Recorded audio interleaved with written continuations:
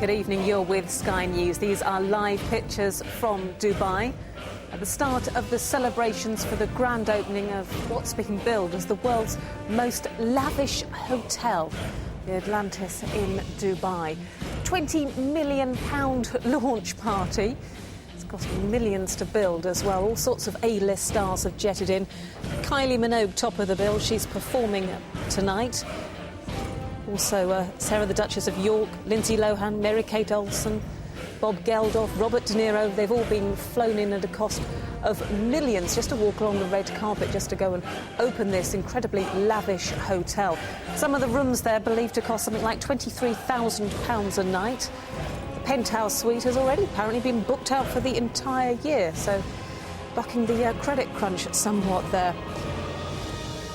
What everyone is waiting for this evening as part of the celebrations is a giant firework display. And honourable guests of Atlantis.